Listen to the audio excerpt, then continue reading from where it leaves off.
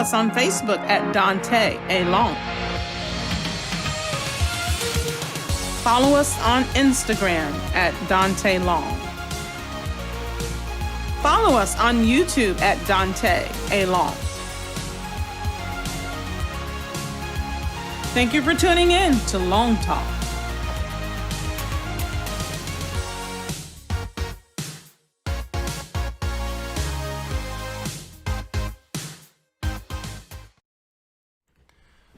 Well, good evening once again, and welcome back to LongTalk. And I do sincerely apologize for the technical difficulty that we had just a few moments ago. My sincere apologies to you, but if you're tuning in now, go ahead, please. I make a special effort to ask you to share it so that we can welcome back our audience that was with us the first time, to regain all those that we lost in our technical difficulty. But please, if you will, thank you so much. As I see the numbers are even increasing, thank you so much, and thank you for getting back on. For those of you that are returning, thank you for getting back on. And if this is your first time tuning in tonight, thank you so much for tuning in to the LongTalk experience. And I am just grateful that you have come in for this conversation tonight. And we are just so privileged this time to be able to come back to you, to have another opportunity to come in. And if you are watching for the first time, I'm going to ask you, as I said earlier, to please just go ahead and take full advantage of the early voting that is transpiring here in the state of Georgia. I'm going to ask you to please take the time to go on and make sure that you will vote, because it is essential that all of us get out to vote, and that we all get out to allow our voices to be heard. So you can do that beginning tomorrow and all the way through the 30th of this month. So please, ma'am, please, sir, tell all of your neighbors, tell all your friends, tell your coworkers, tell everybody you meet. Please, if you're in one of the states, which is Georgia, and I believe 40 plus other states, there are only about 8 or 9 states in the continental United States that are not offering it. But if you're in one of these states that does, please, ma'am, please, sir, take the time to go ahead and participate in the early voting. Okay. All right. And again, if you're visiting with us for the first time, this is your first time tuning in to LongTalk, I need you to do me a favor. I need you to connect with us, whether you do it on Facebook or Instagram or YouTube or Twitter, or even just however you watch this. I need you to find us on one of those platforms by doing so, by liking, sharing, doing a watch party. Again, on YouTube tonight, we're only 2 individuals away from our first goal. So we need 2 people tonight to go ahead and subscribe. Just 2 people to go to YouTube and subscribe so that we can reach our very first goal. And so if you'll do that for us, I would greatly appreciate it. All right. Thank you again. Thank you again. Tonight, I am privileged once again on this evening to have a special guest. He is one of the giants of our city. He's a spiritual leader. He is a pastor that now has significant community influence as well in the South Fulton community, in the city of South Fulton, and in the neighboring area. He's also the chief apostle and the presiding bishop of the United Churches of God in Christ Incorporated. And he travels the breadth of this country preaching, establishing churches, strengthening churches. He does so much. And tonight he's here to help us with an official clergy response because of what he's doing, groundbreaking work in the South Fulton community. And so tonight, please, ma'am, please, sir, give a warm LongTalk welcome to our special guest, the Bishop Aaron B. Lackey. God bless you, Bishop. How are you, sir? I'm great, Pastor Long, and God bless you as well. Hope all is well with you and your family. Yes, sir. Yes, sir. Yes, sir. I am just grateful to have the opportunity to be on and to be yet with you, that you have taken time to just carve out a little time to talk to us and give an official response here tonight. And I'm grateful that you took the time to come on and talk to us. Well, it's an honor to be invited, and it's an honor to be with you. I've always watched you and admired you from afar, and you're a dynamic young man doing a great work there in Henry County, and we certainly appreciate what God is doing through you and through your ministry. Well, thank you. Thank you. Thank you. It's I feel honored. I feel validated that you, as one of the fathers of the city, have been watching and taking notice of what we're doing, and that means so much to me, because most times when we are looking at, the influence that we're having, it's so hard for us to really see how much of an influence we're actually having. But for you to say that, I'm really honored that you would take the time to acknowledge the work that we're doing, and I sincerely appreciate it. God bless you. Thank you so much. Bishop, quickly, before we get into tonight's conversation, I want to give you an opportunity, while you are known throughout the city of Atlanta as one of the fathers, while you are known across the country as the presiding bishop, and you travel, as I said in our introduction, you travel all across the country establishing churches and strengthening churches. Believe it or not, there is a group of people that may not actually know who is the Most Reverend Aaron B. Lackey. So please just give an introduction so that people can understand exactly who Bishop Lackey is. Well, after all that you've said, if they didn't know who I was, I'm sure they know me by now. But in all seriousness, I'm Bishop Aaron Lackey, pastor of Temple of Prayer Family Worship Cathedral, chief executive officer of Aaron B. Lackey Ministries, and honored to be the presiding bishop of the United Churches of God in Christ. I'm husband of one. I'm the husband of one wife, been married almost 36 years now. And the Lord has blessed us immensely, two great children, and they both are married, and my daughter has two beautiful children, has blessed us with grandchildren. And so I'm just a good family man. I believe in family. I love the sanctity of family. I love my local church. I love everyone that is under my care. And I just love people in general. I always tell people, as a minister of the gospel, I'm in the people business. It doesn't matter what church you attend. If you are a human being, I love you, and I'm here to do all the good that we can do for you in the name of the Lord. Sure. So, Bishop, I do want to ask you this. Now, it has been that many individuals have seen how the local church has reacted. If you don't mind, if you can take your presiding bishop hat off just for a half a second and put on your local church hat as senior pastor of Temple of Prayer. How has this pandemic that we know is COVID-19, how has this had an effect on you guys from a local church perspective? Believe it or not, the only thing the pandemic has really done is strengthened our church. People began to deal with me back in the month of February. And if I have members on, I'm sure they can validate it.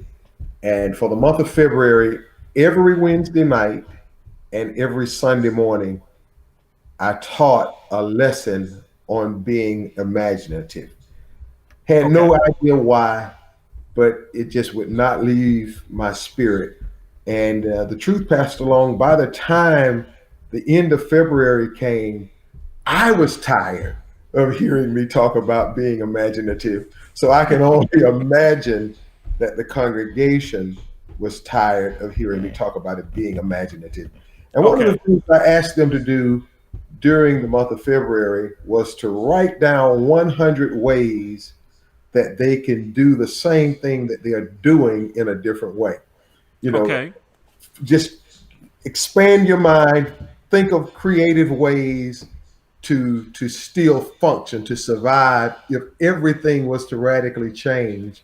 And lo and behold, within about a week and a half after that final message, everything radically changed. But so many of them had done what we had asked them to do until they were able to just sort of pull out their list and just start following their list, because I'm a living witness that the Bible is right. Nothing happens here in the earth unless it is revealed by God through one of his servants, the prophets. And so God did not necessarily reveal to me COVID-19 but he did reveal that there was going to be a radical change that was going to come very abruptly, and we needed to be imaginative. We needed to be Wow. thinking in advance of Hmm. how would we navigate if the whole system just changed. And and behold, it happened just like God was preparing us for. So COVID Wow. has strengthened our church. Quite naturally, we have not been able to have services in the same manner. Hmm. We are currently worshiping outside in our parking lot on Sundays, and that has gone very well. We're Okay. getting the transition back on the inside now because of the cold weather that's coming eventually, Hmm. and we'll be doing studio style, allowing a certain amount of people to come in at for each service. But we've had to make adjustments, but COVID-19 has, Temple of Prayer Church has not missed one beat. Through all of Mm. this, we have been able, earlier in the pandemic, we gave out over right at 10,000 lunches during the pandemic. And now we have started giving out food boxes every Thursday. And so, like last Thursday was our first week doing that. We gave out in excess of 250 food boxes, just giving it away freely to people in the community. You don't have to be a member of the church; just come, get the food. And I'm a Mm. look at this: when you bless your community and when you bless people, God sees fit to make sure that people will come back and bless you. Yeah. Yeah. And that's really what I wanted to talk about as we have been watching you and watching what you've been doing as a pastor and seeing how you have really taken a forefront of not just being a pastor to your local church, but continuing to be a pastor of the community, and to watch and see how many individuals that have now began to come onto the campus of your church. Many have asked, how in the world did they get there? What brought them there? What brought who there? All of South Fulton that were coming on that Thursday when you were passing out. Oh, What yeah. were you guys doing again? Well, people, this did not just happen because of the pandemic. Okay. For We've been in the city of Fairburn now 31 years, if the Lord allows us to see the first Sunday in January of 2021. Okay. And so for, I would say, 20 of those 31 years, we have really reached out. The first 11 years or so, we were trying to get the church established and get up and running. But for these past 20 plus years, we have become known as a church that blesses the community. Whenever there's a crisis, whenever there's a need, people, they just automatically know that they can get help at Temple of Prayer Family Worship Cathedral. So this is not something that we just started doing because of the pandemic or because of COVID-19. We have been helping people down through the years. And I think that has been the key factor in the success of our church Mm-hmm. because, most people that we help physically, they are not the ones that come to the church. They'll come, get the goods, get the food or whatever. They don't necessarily return, but it's the people who are watching and they see that we are just unselfishly. It doesn't matter who these people are: red, yellow, black, white, gay, straight, old, young, Muslim.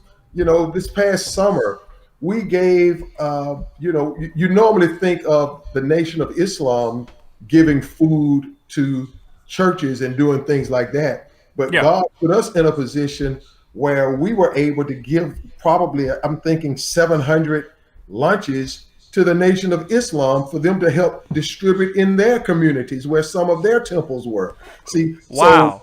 people understand when they get in trouble, they know they can come to Temple of Prayer and get some type of relief. So that's just sort of what we've been doing down through the years. That's been my heart. It's my heart not only to preach the gospel, but to do what Jesus said. He wants us to feed the hungry, to clothe the naked, to do all of these things in our communities, because he says, whatever we do to the least of these, his little ones, we've done it unto him. Unto him, yeah. Yes, sir. Wow. Bishop, I say that, and I'm glad you raised that point. You said that most of the people that you help are not necessarily the ones that will ever crack the door open at Temple of Prayer or maybe even watch you guys. How does that make you feel as a pastor, if you could be quite candid with me? When I was younger, it used to upset me. But after, you mature and you just understand people are going to do what people are going to do. And I had to get to a place where I don't do things for people for them to do something back for me. Say that again. Say that again. I do not do things for people in order for them to do something in return for me. I do things for people because that's what God told me to do.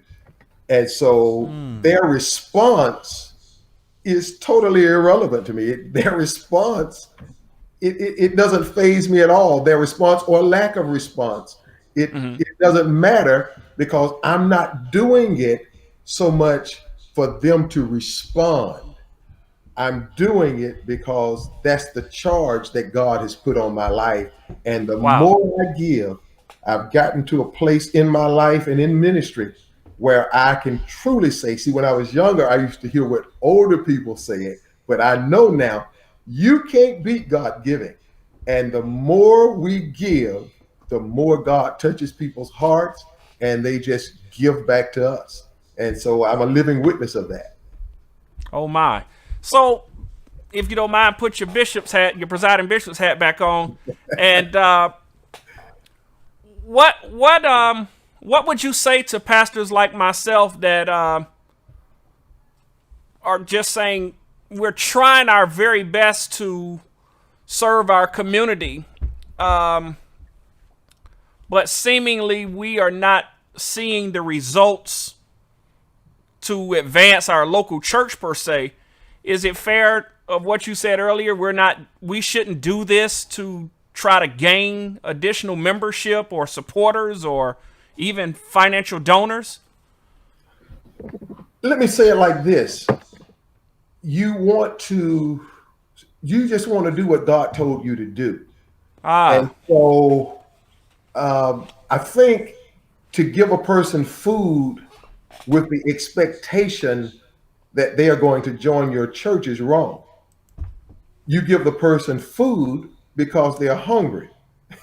And then you have to leave it up to God to draw them to ministry, to draw them to hear the word. But so many people, and I think that's why a lot of the blessings don't flow through a lot of ministries, because they try to put ulterior motives on people. They try to put undue pressure on people. Most of the things we give out, we'll have some type of card in it so that if a person wants to visit, they'll know where we are. But we don't try to get their names. We don't try to get their information. We're not trying to call them. We're not trying to, we're just not doing that, because the same way they know where we are when they needed food or clothes or whatever, they know where we are when it's time to have church. And so we're not trying to chase them.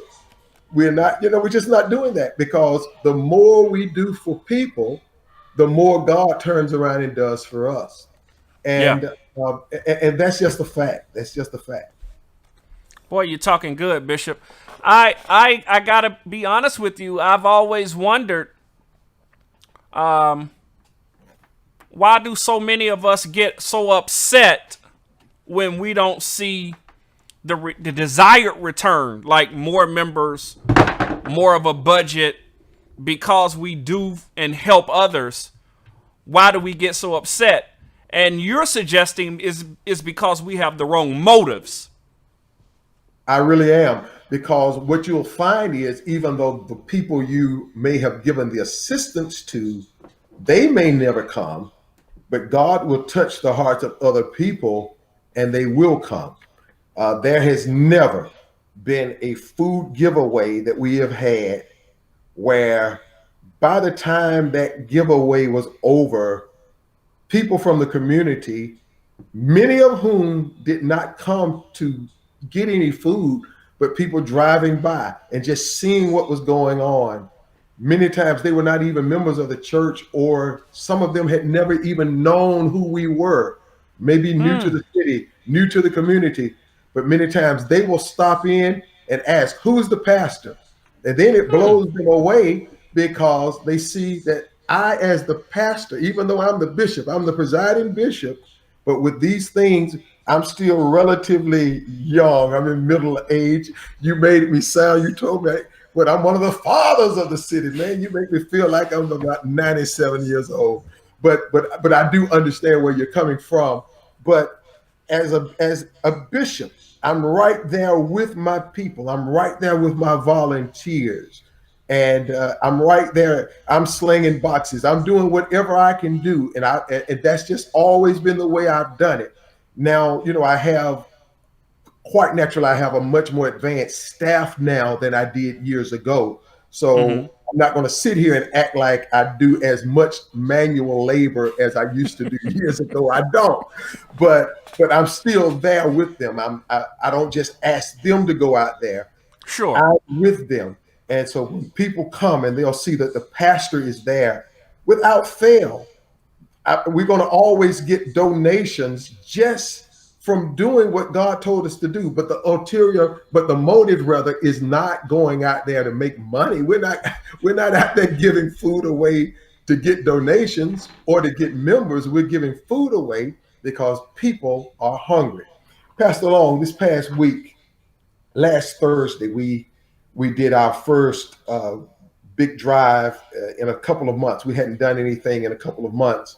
And the truck that was bringing the food was about 2.5, almost 3 hours late. Okay. I've never seen anything like this because people have faith in our church. They have faith in me and they have faith in God. They know we are not on a wild goose chase. We had people literally in their cars wrapped around our facility that sat there patiently waiting for food almost 3 hours, peacefully and calm. But it let me know that there are a lot of people out here that are doing well. There are a lot of people out here still making money.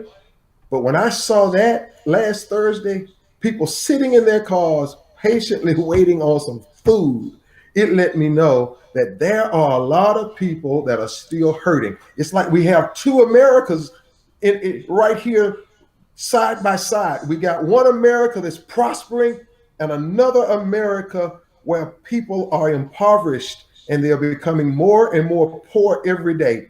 And so it's our job to give them food, to give them clothing, but not only to give them the handout, but if they come and if they will come and listen and if they will come, to make sure that we give them a word from on high that will help transform their mind. Because even though Jesus said the poor we will have with us always, when I talk to poor people, I want to make sure that they understand poor people are going to be here always, but you don't have to be in that number for the rest of your life. God is able to turn your life around. Absolutely, Bishop. Absolutely. I want to take a quick break, but after the break, I want to talk to you about what the critics are saying about the clergy and particularly the black church's response in this crisis. All right. So we're going to take a quick break, and when we come back, we're going to talk about that in just a few moments. We'll be right back. As a pastor, part of my job is to be there for families through some of the toughest times in their lives. I've counseled people through devastating health crises as they've lost jobs and livelihoods, and in recent months, loved ones to violence and disease that could have and should have been prevented. All too often, these are people whom government has forgotten or for whom it was never there in the first place. I'm Raphael Warnock, and I'll always work for you. That's why I approve this message. Quality versus equity. Equality means every child gets a pair of shoes. Equity means every child gets a pair of shoes that fit. That means every school district has to meet every student's individual needs. I'm Jerry O'Green with the Black Student Advocate. We advocate for Black employees and Black students within the K through 12 school districts. We hold school districts accountable to make sure that Black students and employees are in a fair and equitable workplace.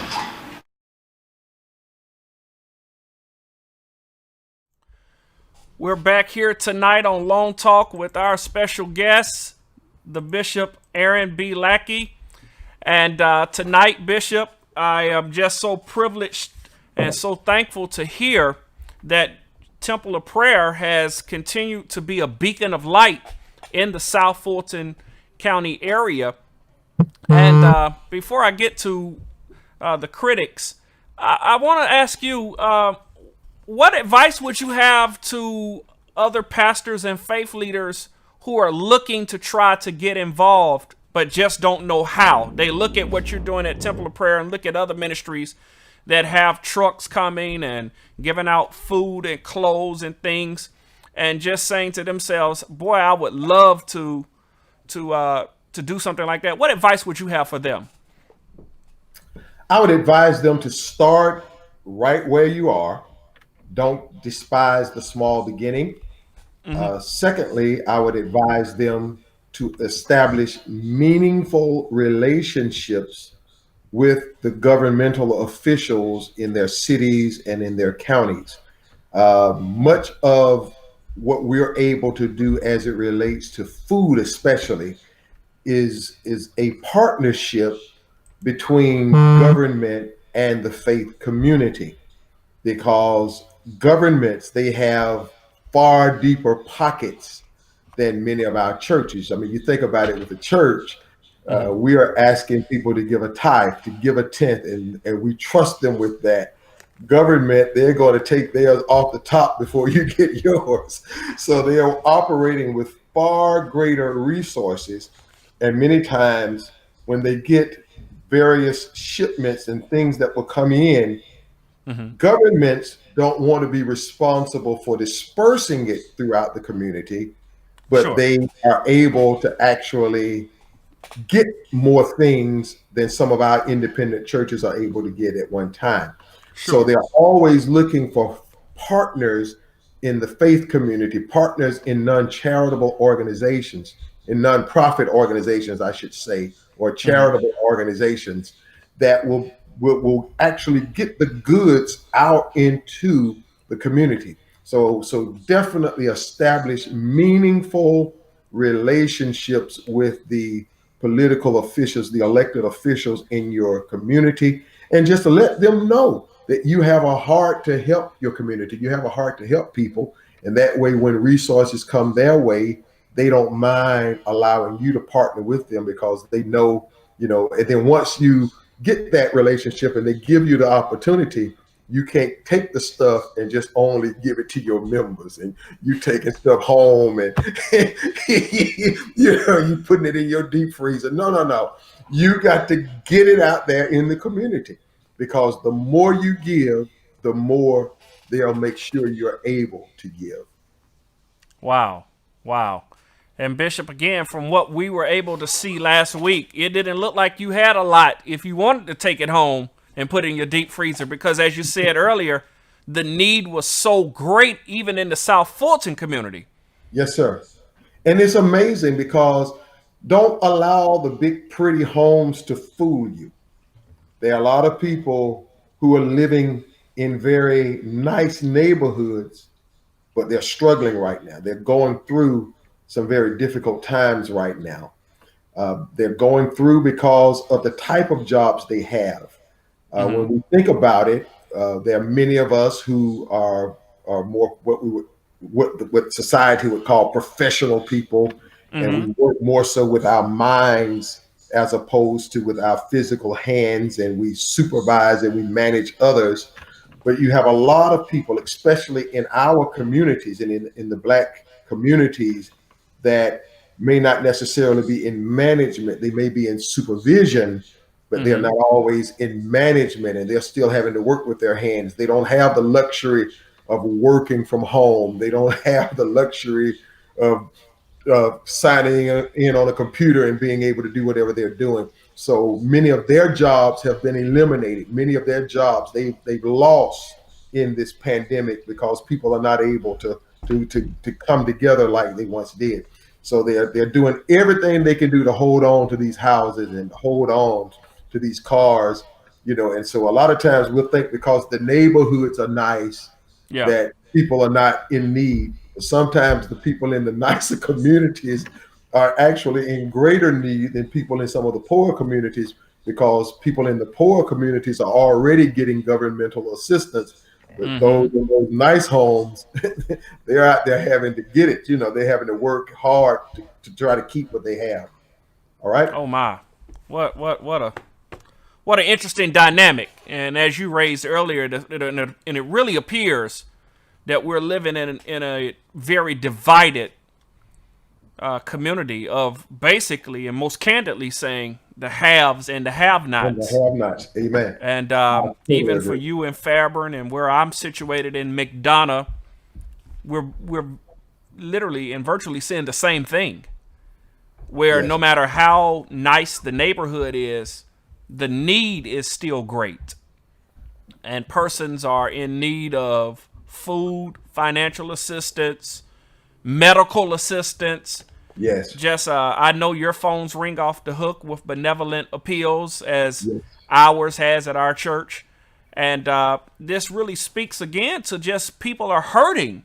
Yes. And people are saying, what is the church doing? And Bishop, I really want to get to this. Here on LongTalk, we do like to look at both sides of the coin and swing the pendulum both ways. Okay.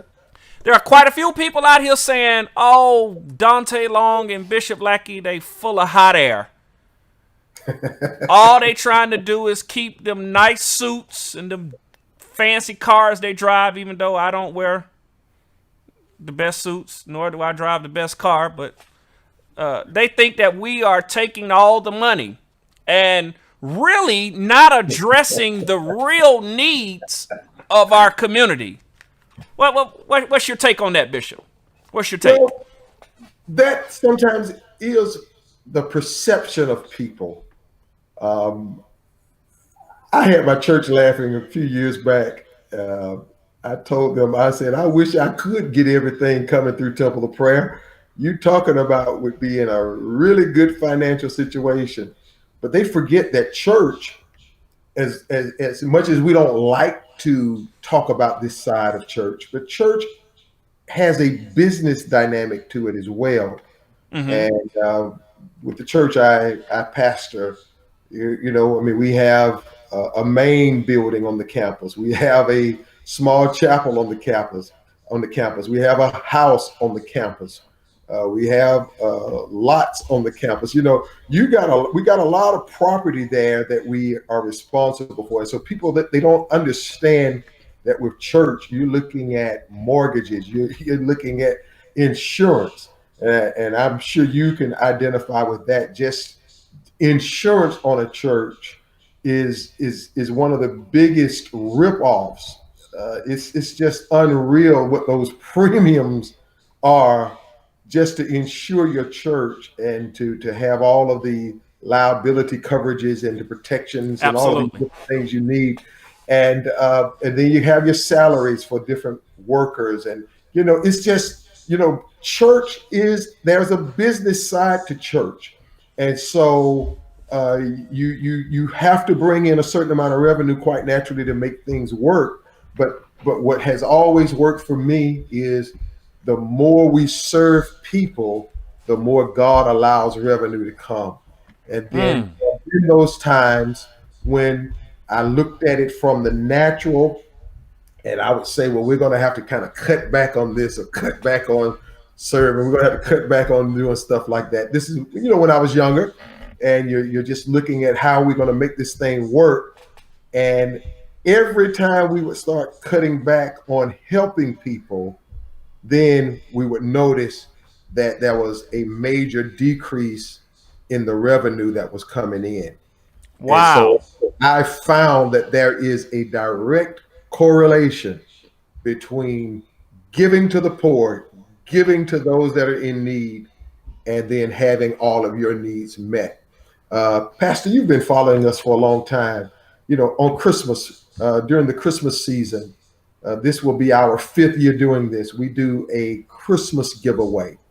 Okay. And for the past 4 years, we've been able to, first year was a little smaller, but for the year 2, 3, and 4, we've been able to give away, just literally give away over $100,000 worth of food, clothes, blankets, toys, bicycles, you name it, you know, and we averaged it. We had about 500 kids that would come through, and each kid got approximately $200 worth of merchandise for Christmas. Wow. You know, and so that comes up to be $100,000. And so, you know, it's these kinds of things, and you know, and that didn't have any governmental, no support or anything. This is just people giving, people donating, people bringing in bicycles. But I mean, but the more you give it away, the more God allows people to bring resources back to you. And Bishop, but somebody's gonna say, but Bishop, I mean, you all are raising millions upon millions of dollars there at Temple of Prayer. Speak it. Say it again. I say, speak that into existence. No, you all are already doing that. Look at you guys. And I hate to say this out loud. Most people, again, don't think that Temple of Prayer has a mortgage. I don't know if you all do or don't. That's not the object. We do. You all pay water bill. We do. But it's a commercial water bill. You got that right. A light bill. It's a commercial light bill. Commercial. Insurance. Commercial. Staffing. And yard maintenance and repairs, because any commercial building is going to need ongoing repairs and all the time. Yes, sir. So to leverage $100,000, would you tell your critic that was chump change? No, I wouldn't tell it. I wouldn't tell them that was chump change, because the way God orchestrated it, it was not $100,000 that we had to pull out of our treasury. Okay. It was speaking what we wanted to do. It was casting vision and trusting God to touch the hearts of people to buy into the vision. And so was that just your local church, or was that community as well? The majority of it was my local church. Community did branch and did come in, especially with some of the bicycles and the various things. But the vast majority was my local church. They understood what we wanted to do. We wrote the vision. We made it plain. And for the past 4 years, they've made it happen. This year, we're endeavoring to do it again, because we know that the need is going to be so great, but we're having to be a lot more careful this year in how we're distributing the goods. And so, you know, people will have to make appointments and reservations and all of these things, but the need is still there. And as long as there's a need, I just have a burden in my heart. We have to give. We have to sow back into the community that has been so good to us as a church. As long as there is a need, there is a, what'd you say? I said, as long as there is a need, we must sow back into the community that has been so good to us. If we were to ever get to a point where the community no longer needed us to give anything to them, then we would have to reevaluate what we do. But there's always a need. People are going to always be in need. And if they can't come to the church, if they can't come to the house of God when they are in need, where can they really go?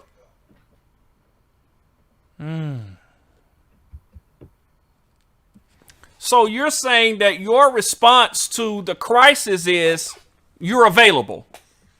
We're available. We are available. This is a true testimony as well. I mean, several months ago when we were serving the lunches, I was praying and watching the news. Everyone was in a panic. And I said, God, I said, I would like to do something. Lord, just show me what to do.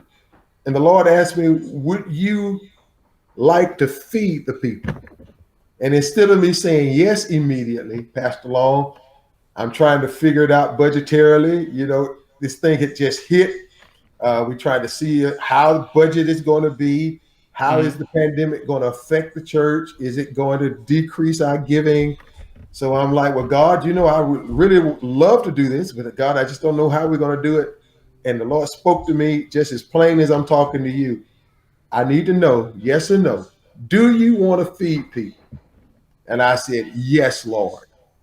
And within about 3 minutes, the phone at the church started ringing from people and businesses and community leaders who were letting me know, hey, with this COVID thing, there's so many people out of work right now. There's so many people needing food. And we're working on some things, and we want to make sure that if we get some stuff approved, that we can actually blow it out through your church. I'm like, I just got through praying. Time I said yes, the phone rings, God made the way. That's how he does. Our job is not to try to figure it out. Our job is simply to say, yes, Lord. And when we say yes, you're a church of God in Christ, man. That's a part of you guys' motto. Yes, Lord. So when you just say, yes, Lord, God steps in and he makes the way out of no way. Absolutely. Absolutely. And I heard you say it again, and I want to raise this back up. Community leaders said, we want to make sure that we can disperse it through you guys there at Temple of Prayer and through your leadership as a community leader and a senior statesman in the South Fulton community, because you have said that as long as there's a need, there's a burden for you to do something. Amen. Bishop, I got to ask, does it ever get exhausting? Physically, yes, it does. Okay. It's hard work serving. But one of the things I teach, you never get promoted out of servanthood. I teach that. Say that again. Say that again. And I live that. You never get promoted out of servanthood. Never allow yourself to get promoted, to get so high until you think you are too high, you're too important to serve. Because if we are fortunate enough to stand before God at that latter day, he's not going to say, well done, pastor. He's not going to say, well done, bishop. Well done, chief apostle. No. If we make it, he's going to say, well done, thy good and faithful servant. But I see too many guys, time God blesses them, they get so heady and high-minded until they forget what got them where they are. And that was serving. It's like they get promoted out of being a servant. Yeah. The higher we go, we have to change how we serve, because we move more into a managerial role of serving, but you never stop serving.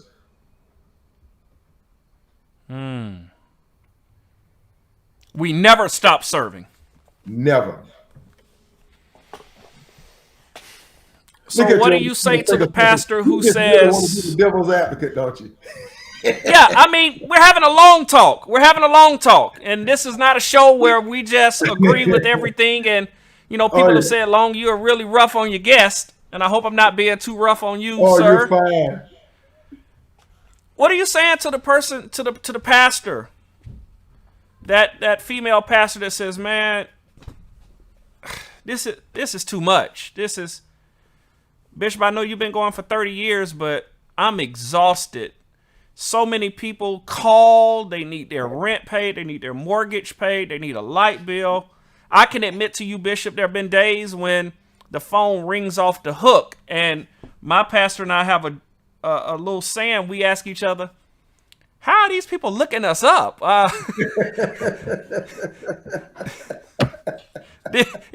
Is our number going viral today? Because we get so many calls. People would really be amazed at how many actual requests that come across our day. Bishop, I know you get more than I do.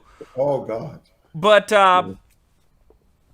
somebody out there that's watching, some pastor is saying, I can't do this no more, Bishop, because the needs are too great. Help. What can you say to me, Bishop, that can help me, even try to help a little more? Or All right. Now, for a pastor that's experiencing, I guess what you're describing is burnout. or being overwhelmed, if you will. Yeah, just overwhelmed, burning out. My challenge to you is to go back on your knees and really ask God, what has he called you to do? Now, please follow me on this. Jesus Christ is the head of the church. Okay. There's one church, universal, but he calls each of us as pastors, and we're not necessarily over a church per se, but we are over a ministry, a branch of serving in the worldwide church. Okay. Every church has to find its niche in the overall kingdom. And that niche that a church will serve is greatly determined by the niche or the thing that God has called that senior pastor to do. Okay. You see this a lot in denominational churches where one pastor had the church going in one direction, and then that pastor dies, a new pastor comes in, and in about 3-4 years, you don't even recognize the church is just doing something totally different, because the ministry does not reside so much in the building, but the ministry resides in the heart of the senior leader that God has assigned to that flock. And it's up to that leader to actually lead the congregation to fulfill vision that God has put in his or her heart. Most pastors that are experiencing burnout and that are really being overwhelmed, they are trying to do something that's not really in their niche. They're spending too much time working on things that, God called them to preach. He may have called them to pastor, but they're trying to take their ministry in a focus or in a direction that's not really what God has put in their heart to do. Okay?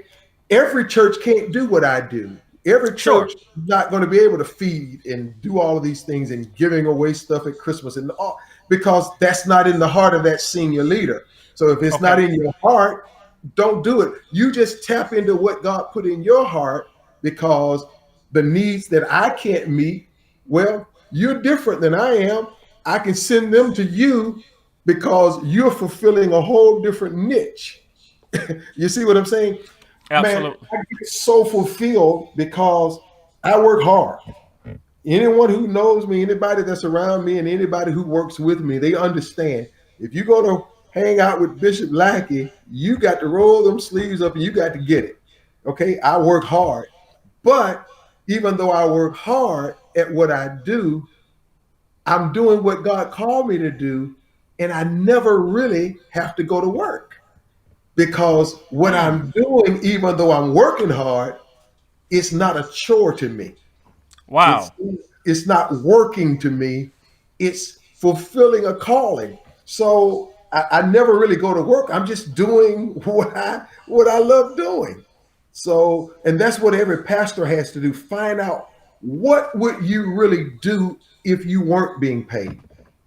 And that's what you tap into. Even if it didn't bring in any revenue, if it didn't, you find a way to tap into that. And then as you tap into that, then you find a way to start making it pay for itself. Wow. That makes sense. Bishop, I'm just grateful that you've taken the time to give advice and to really share the significance and the importance of the church's role and the pastor's responsibility in this time of crisis and in this need. And I love what you said, and it has really resonated with me, that as long as there's a need, there's a burden on my heart to address the need. To that person that has that burning and that burden to do something, what are you saying to them tonight? Once again, begin right where you are. Start with what you have. Yeah. If you don't have but 3 packs of bologna and 2 loaves of bread, okay, make bologna sandwiches. Go out, find somebody hungry, give them those bologna sandwiches until you run out.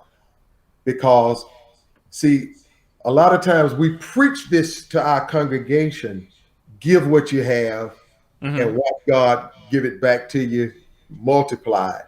But it's the same principle for ministries. If you give, it shall be given back to you, good measure, pressed down, shaken together, and running over. And how does it come? It doesn't fall out of heaven. God touches the hearts of men and women, and they will bring it to your bosom. See, that's why the more you give to your community, the stronger your church becomes financially, because that's the biblical precedent. You give, and it shall be, not it might be, but it shall be given unto you. And God touches people, and they give to ministries that they see are giving to people. That's it. And so, but cultivate those relationships with your political officials. Stay prayerful. Find your niche. Understand what God has really called you to do.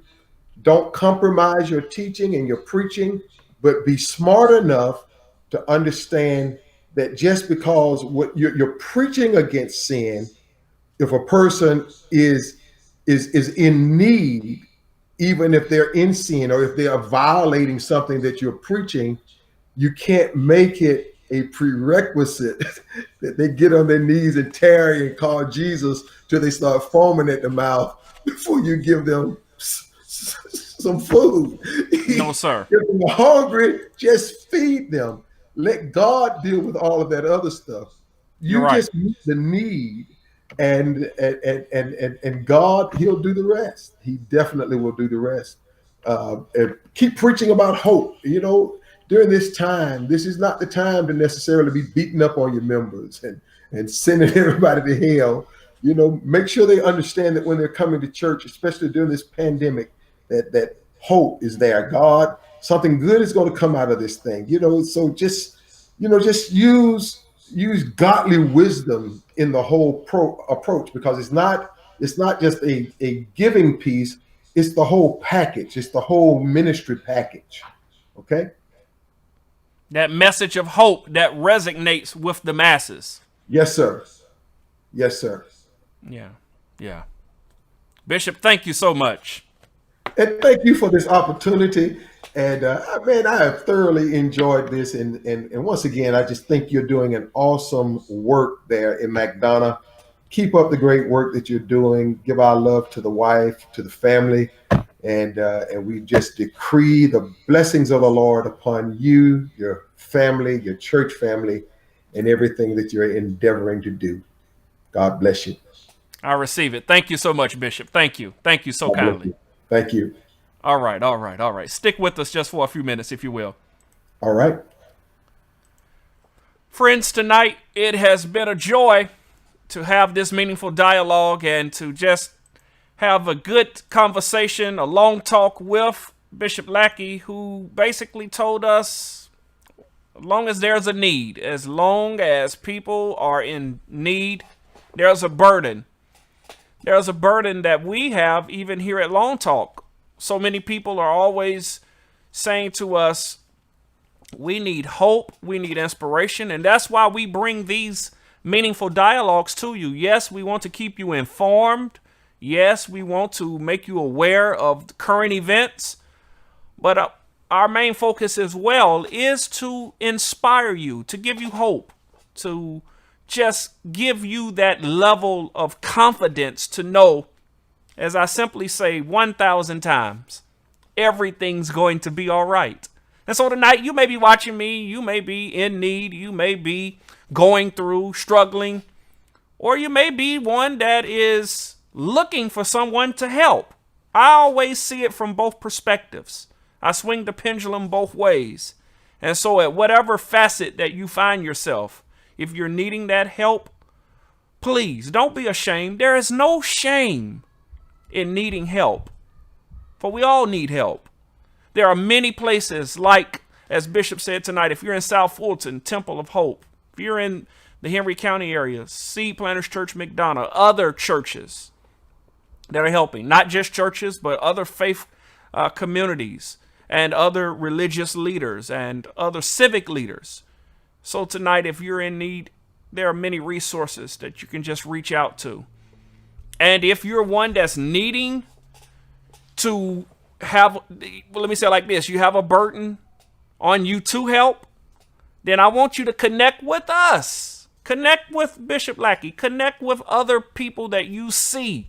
Many times you don't have to go out and recreate the wheel. Just partner up with somebody that's already doing it. And I believe you'll be a blessing to so many that perhaps you would never in your wildest dreams be able to have contact with. All right? Listen, thank you so much. Thursday night, we're going to be back. Special guest from Tampa, Florida, Pastor Brian Dozier. He's going to be talking about inspiration that grandmama gave me that's helping me today. And so I want you to join in with us Thursday night. Until then, continue to enjoy the balance of the week. Please, two of you, go to YouTube and connect with us. I want to just lead you there real quickly. Daunta Long, if you go to YouTube, I need you to hit that subscribe button. Help us reach our first goal.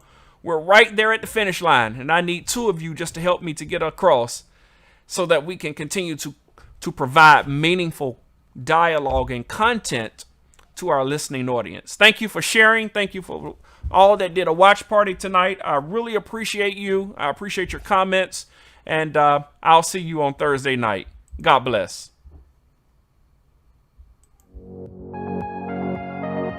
Follow us on Facebook at Daunta Long. Follow us on Instagram at Daunta Long. Follow us on YouTube at Daunta Long. Thank you for tuning in to Long Talk.